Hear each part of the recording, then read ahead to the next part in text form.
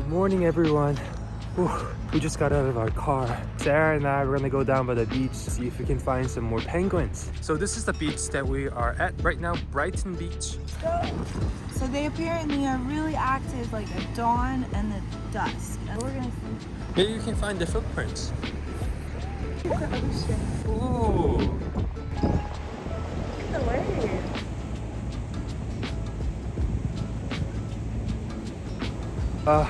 We didn't get good of a sleep last night because it was raining pretty hard and there was a lot of noise, so we were a little tired. But it might be our last time looking at in the Southern Ocean in New Zealand. All right, well, no penguins this morning, but it was beautiful. The ocean is crazy, and we saw some other birds. So our campsite we stayed at last night, you actually have to be out by 8:30. So we're gonna quick get ready to go, head out, and make our way closer to Christchurch. We were so cold and tired last night, we didn't even eat dinner, so we didn't make any trash. Yeah. That's not the best strategy for zero waste, but Yeah, just starve. on to find some water. You know, these chores in camper vans end up taking half your day every day.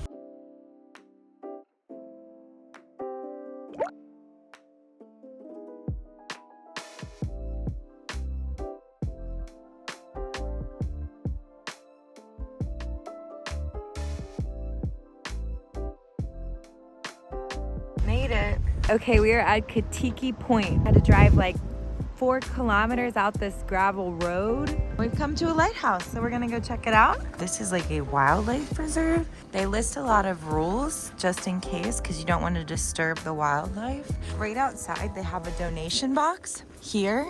So if you want to donate to help the reserve pay for this location. So we're gonna see if we can see anything.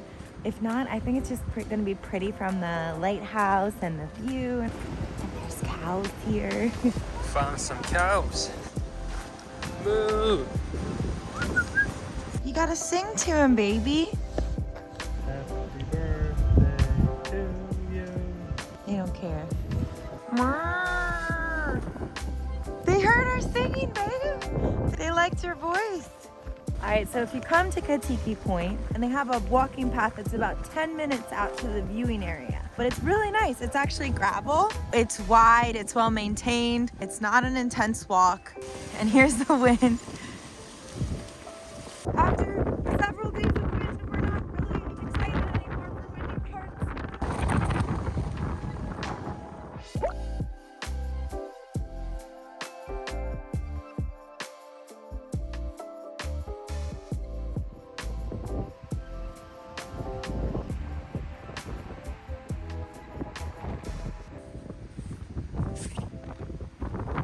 Oh, there's sand spots down here too. The seals must like these flat rocks to sit on. Look. Oh my gosh! Is he dead? It's a seal! Oh, Oh, he he's moved! He's alive! He's a seal! Oh, look how Where? he's sleeping! Oh, yeah. He's sleeping with his head like propped up on a rock.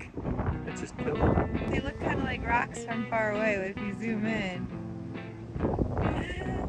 There's like 5. they just look like worms.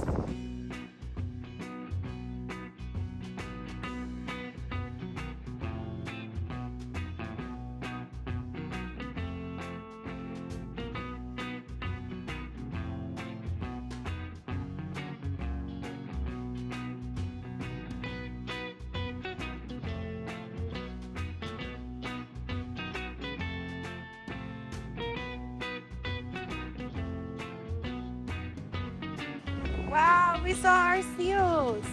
They aren't as active as we kind of want them to be. They're just sleeping, but I feel accomplished because we saw them. The water looks really pretty. There are a lot of wave foams, but you can tell the water is really clear. Look at all those seaweed over there.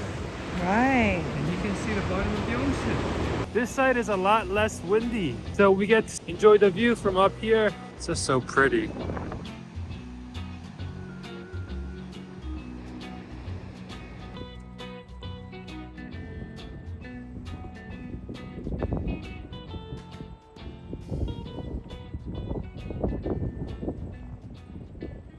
Well, that was an awesome stop. We finally saw some wildlife.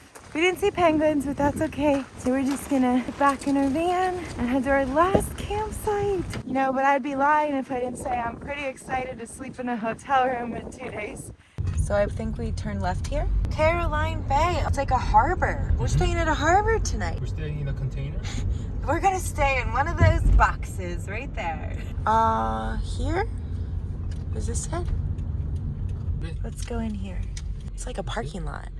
All right, everyone. So we just arrived at our campsite for the night. We're at Caroline Bay, which is this busy port area. Since we arrived here early and we have some daylight left, we're gonna give you a tour of the cheapest self-contained camper van that we could find in all of New Zealand. We paid about $70 per night, but that's including full insurance coverage and also a table and 2 chairs. But this was the cheapest deal we could find online. So now we're gonna show you around so you guys can see, you know, what $70 gets you while campervanning. This is the front cab. This is an automatic car. It's a 2-wheel drive. Power windows, power adjusted side mirrors, a radio with a USB plug. It comes with AC and heat and defrost and everything you need. Everything that a basic vehicle has. Doesn't have a thing on the mirror, but that's okay. There's also a lot of storage space. I noticed there's these little nooks and crannies. There's nothing in this glove box except some papers. There's like some storage up here. There's also storage here. We've been storing our sunglasses. And there's like an empty space where you can store stuff too. There's also storage in the door, which we've been keeping snacks and water. There's 2 cup holders that fold out like this. They come with some rubber mats, so you're not too worried about dirt. Now, Squidward does have like 170,000 kilometers on it. These cars are definitely heavily used. We read some reviews where people had mechanical issues or problems on the road, but we didn't have any issues whatsoever. And that's about it for the front. So the car also has these covers so you can open your window a crack in the rain, and it's really nice, but ours came with one of them cracked. This is our toilet. So if you open it up, there's the liquids and materials that you need, and then you clean it from the bottom. It's bolted down, so this doesn't move around at all. We made the choice to purposefully stay in places that always had a toilet because we didn't even want to try to deal with the mess that comes with these type of toilets. Spaceship left instructions in here for us, and it was always here in case we had an emergency, but there's a ton of storage under here where we keep all the rest of our stuff. We have our bed here. It comes with a blanket, a sheet, a top sheet, and 2 pillows. The pillows were nice and soft, and the bedding was actually really good. Just wasn't quite warm enough for us since it was so cold this week. And then finally, you have the sink. This is where we brush our teeth, we do our dishes. We can press this button on the side, and that makes the water run. It also has a manual pump. And down at the bottom, we have our water tank and our gray water tank. And it holds quite a bit of water. We can usually use it for 2 or 3 days without having to fill it up. I also have our dishwashing kit that came with our camp. And so we have everything we need to wash dishes. We didn't have to buy like dish liquid or anything. This is where we turn on our power. We can charge our USB cables, this plug here. And now I'll show you the caboose. This is where our kitchen is. Woo. So when we want to cook, the first thing you have to do is pull out these metal bars. It gave us a wooden board, and it makes a perfect tabletop, and we store all of our cooking stuff in here.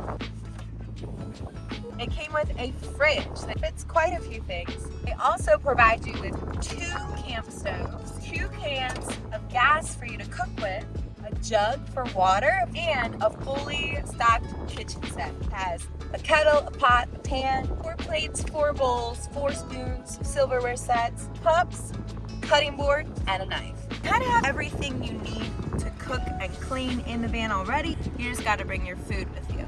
All right, I'll show you guys how to make the bed. Underneath here, just like the back, there's these metal bars. You take your kitchen table, click it in like that. It makes a really solid surface. And then you take your extra cushion and you tuck it in. And you take your sheet and you just tuck it over. And then you just make your bed. So you have a sheet, and blanket, and then bed is all made. And on the side, you have all these curtains. So you can close these so that you have your own little place. This is where we sleep. The only problem is, if you sleep on this side and you're taller than 5'6", you don't quite have enough space to put your legs straight. I can't quite put my legs straight while we sleep. So I'm a little bit too tall. But if you're on this side, you can stretch your legs flat. And that is what you can get for $70 a night while you're camping in New Zealand.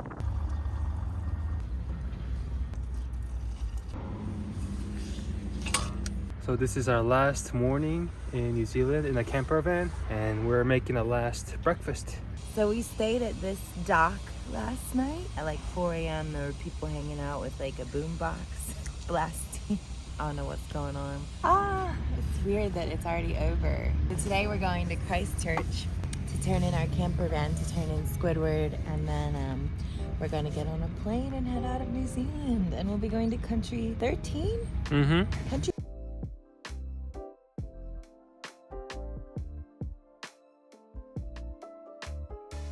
All right, so this wraps up our 8-day camper van challenge to try to live with little waste. All right, it's the last thing that has to go in, so let's get it in there. Okay, so we can't close the top. After 8 days, this is how much trash we made. Woohoo, we did it.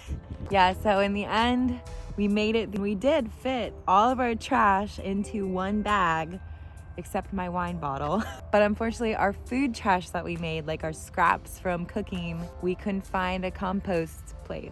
Honestly, I think we made a lot less trash compared to regular camper van travelers. We did it. And now we're gonna go take Squidward back and we're gonna fly to country 13. We just spent our final hour or so just cleaning everything out. Oh, it's been awesome. I think camper vanning across New Zealand is like definitely one of my top experiences we've had on this whole trip. A lot of work, very cold. We didn't sleep very well, but it was a lot of fun. This country is just beautiful. Kind of sad to go, but it's on to the next adventure. I think it's time to head out. Just walk around and look pretty. Can we say hi to the ducks real quick? Hi, ducks. Hi, ducks. Wherever you are. Morning. I think that's Dunedin, babe. Dunedin. Dunedin. Watch, it's Dunedin or something like that. Dunedin. Dunedin. Dunedin. Dunedin.